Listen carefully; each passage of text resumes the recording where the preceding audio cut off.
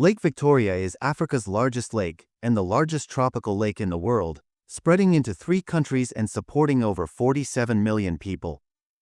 But it has a significant problem that threatens the future of that support: it's turning green.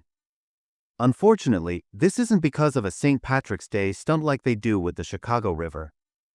The lake's abnormal color is due to the rise of harmful algal blooms, HABs, specifically cyanobacteria, the result of a process called eutrophication. This is when a body of water ends up with an excess of nutrients, which triggers a boom in the growth of life like plants and algae.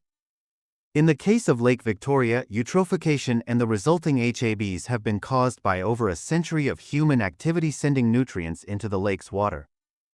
Agricultural runoff, sewage, and industrial wastewater have all been linked to the problem, as well as the products of slash and burn practices, biomass burning, and industry being sent up into the atmosphere and dumped down into the lake. Climate change has contributed too.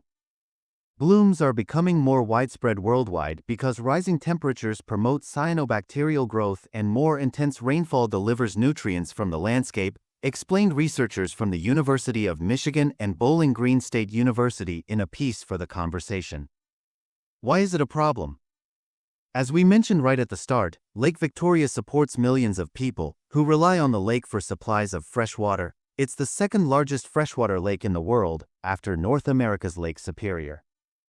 However, HABs render the water unsafe. The team of researchers from the University of Michigan and Bowling Green State University, for example, recently carried out a study that identified microcystis, a type of algae abundant in Lake Victoria's Wynham Gulf, was producing significant levels of a toxin called microcystin. This is a liver-damaging toxin that can kill livestock, wildlife, and humans, especially those whose immune system isn't working well, the team explained in The Conversation. In Wynham Gulf, it's often more abundant than the health limits set by the WHO. Lake Victoria also supports people by providing food, primarily in the form of fish. Not only can HABs produce toxins that might harm fish and other wildlife, but eutrophication and algal blooms can also deplete the lake of the oxygen these organisms need to survive. In fact, a recent study found that human-driven eutrophication has driven major changes in the food web in a region of the lake called Mwanza Gulf, becoming one of the driving factors for the loss of fish. The situation is even more dire in some other parts of the lake, in particular the deeper regions. Some are now so oxygen deficient that they're no longer capable of sustaining life at all, and as a result, they've been dubbed dead zones. What can be done? Knowing more about the cyanobacteria behind the HABs can help scientists and policymakers figure out how best to tackle them. For example, the Michigan Bowling Green State team study was able to identify which cyanobacteria were most abundant in the Wynham Gulf and which ones were producing concerning toxins.